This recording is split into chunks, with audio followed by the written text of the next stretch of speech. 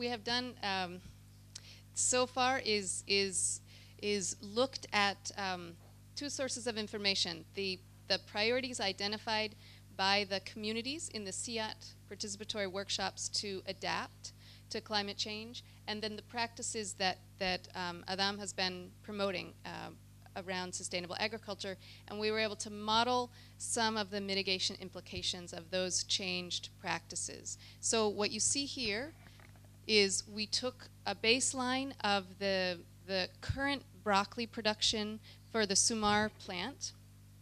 We got that from Sumar. So that's production of broccoli, high quality broccoli for the frozen vegetable chain for export. So it involves fairly extensive use of chemical fertilizers and pesticides. That is an emitter, 4.2 tons of carbon equivalents per hectare. When we just do two simple practices of incorporating compost and using crop residues, that farming system becomes a source, a sink of carbon, and changes quite dramatically. This is just a simple way of talking with the supply chain about the potential impact of investing in some of these sustainable agriculture practices.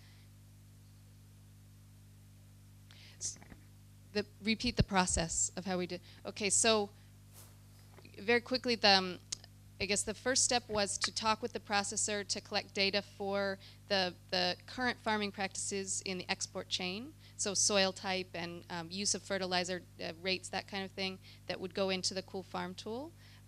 That's how we calculated this top number, where you can see the sources of emission down here: fertilizer production, fertilizer-induced emissions from the manufacture of chemical fertilizers, and emissions from crop residue, and some from transport.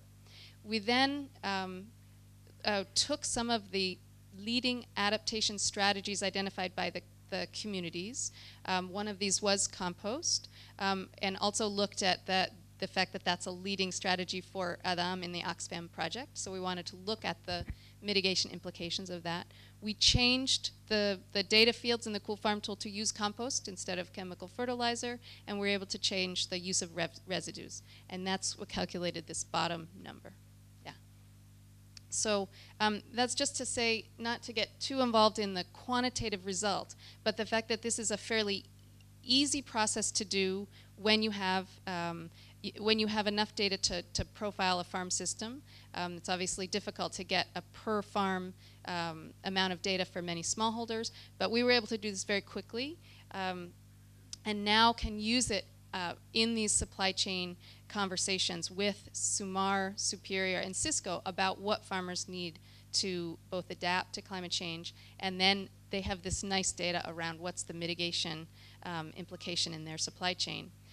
Some of the challenges, are getting the farm data from smallholders, and the effort to do this exercise may actually be more than you want to invest with the perceived benefit. In this case, we have a real audience with the entire supply chain.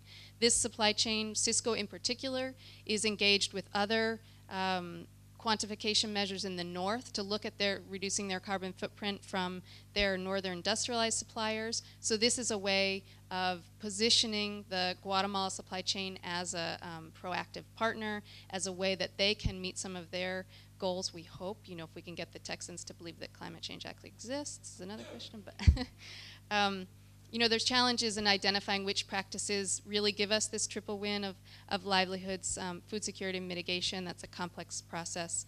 And obviously the barriers of financial incentives and public policies are not there. But this is a tool that's now available and can be used in any project to start the conversation.